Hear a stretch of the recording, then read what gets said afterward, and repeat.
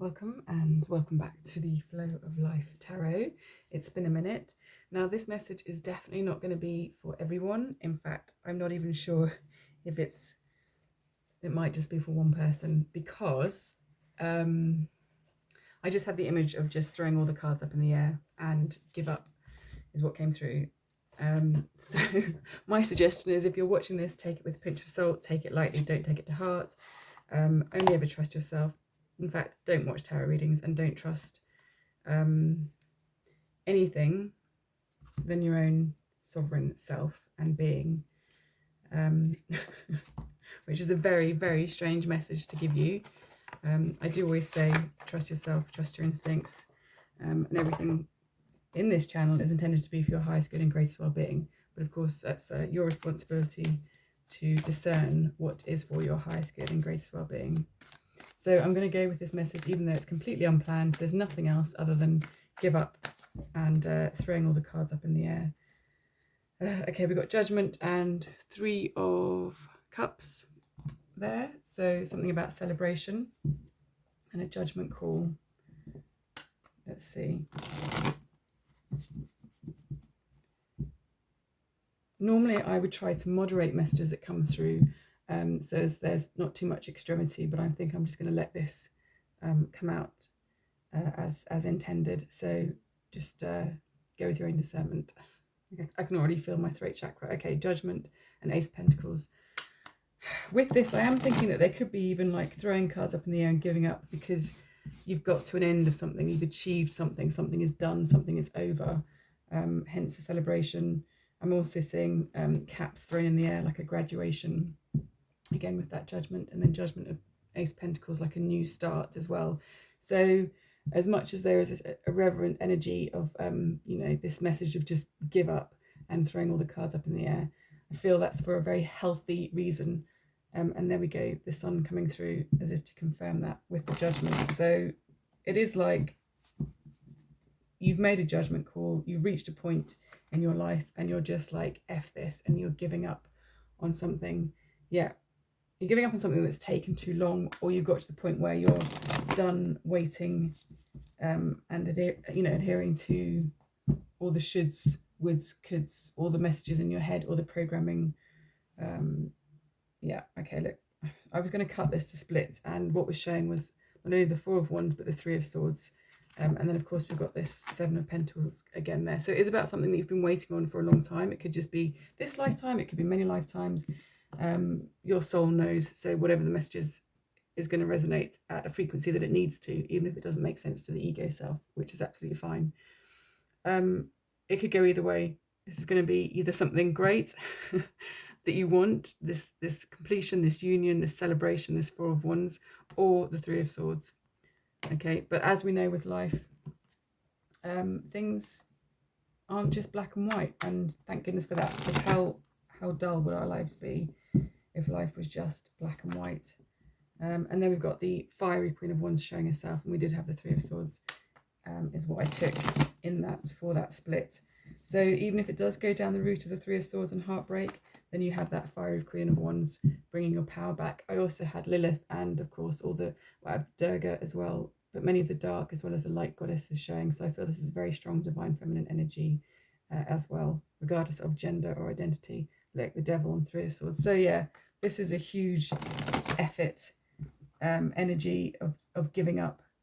And also what I got with that sense of giving up, it wasn't that defeatist Four of Cups, like, oh, I give up and doing F all about it and just feeling sorry for oneself.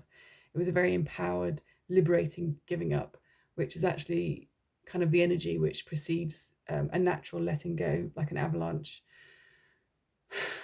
One thing is pulled and then everything just comes down, tumbling down. But through your own decision, your own discernment, your own wisdom, and your own actions. So it's a decisive choice, not because you're pressurized and pushed to, because you've got to the point of sod it. Excuse my French. And then we've got the Queen of Pentacles, who's very nourishing, and that Three of Swords. So it could be that very much this kind of effort and giving up and throwing all the cards in the air is because you're done with the wounds, you're done with the karmic ties. We saw the Devil there, the bonds. You're done with those. I mean, collectively that makes sense anyway. We're seeing that occurring all over the world, popping up in different places and in different ways. But this energy is, even though it's completely give up and throwing the cards up in the air, it's a very healthy, wholesome energy. And I am reiterating that again, simply because it's very important that you use your own discernment and really only tune in with what makes sense to you. If it doesn't make sense, just let it go. Yeah, so this giving up is leading to nourishment and then making new plans, and seeing the world whole and fresh again with new eyes, seeing your life with fresh new eyes. Okay. These are way more cuts than I'd normally do, but I'm kind of curious. Okay, and that's interesting. We're going straight from the 2 to the 3 of Wands. So this is leading forward. This is going onwards on the path. I'm not even sure whether we need to go any deeper than that, because we've got, I don't know, 5 minutes in, 6 minutes in, and there's already a lot of messages here. So I'm just going to get 3 cards to see. In fact, I'm going to get, let's just get Mystical Shaman Oracle cards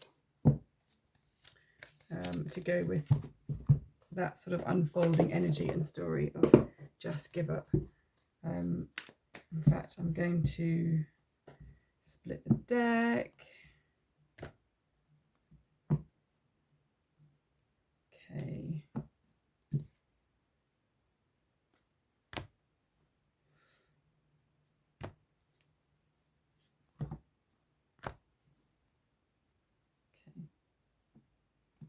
Okay, the Hunter.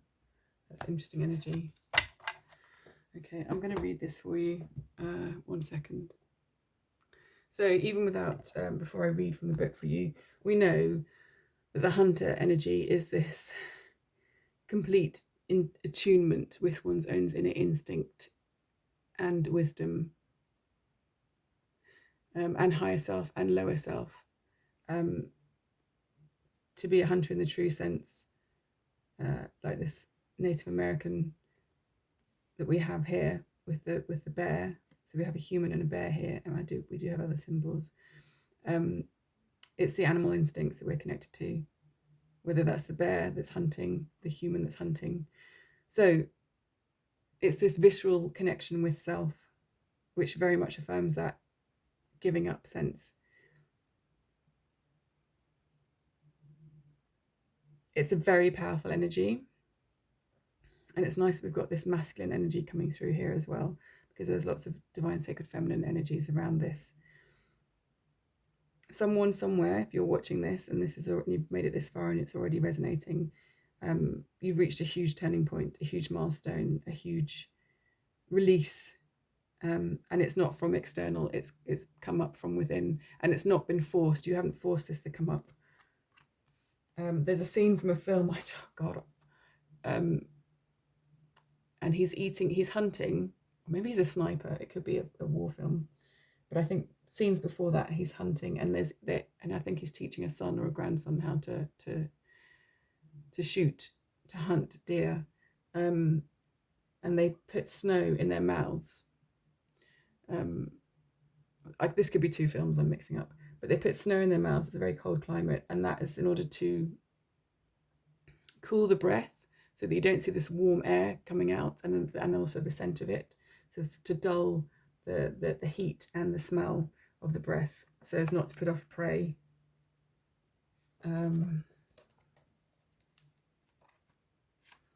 So that very act is something that's a very in-tuned and instinctive and intuitive, say predatory. There needs to be other words for it, because this isn't in a negative connotation. This is a necessary energy. Let's see what the book says as well. Okay, so it talks about the essence. Just reading from the book here. It talks about the essence of this. Before the dawn of agriculture, we hunted in the forest to feed our kin. The hunter never takes more than what the village needs to survive, often taking only one creature, the good kill. He's a master tracker who knows which path to follow to find success. Yeah, that's a very powerful energy. That's definitely like a effort and give up kind of energy, from a place of absolute wisdom, discernment, integrity, and knowing and being in tune. This isn't the idiotic giving it up. This isn't the self-pitying give up. This isn't the foolish, like, rainbows and fairy farts kind of giving up. This energy is like an arrow. So the invitation, which is the second part of this, it says, rely on your own skills to traverse the thick forest you are in, to reach your destination. You need to follow the tracks left by spirit to claim your bounty, which is already prepared and being offered to you. Do not follow the maps drawn by others, as they will not lead you true. Instead, become the map maker, find your internal compass, and use all your senses, including your common sense. Okay, really, I think that says everything. I think that explains also that that caveat in the beginning about not even listening to tarot readers or anyone else's guidance or advice, just trusting your own instincts. I'm going to wrap that up there because I think that message is complete, and hopefully that makes sense to you. Hope you're well. Take care, and yeah, see you soon.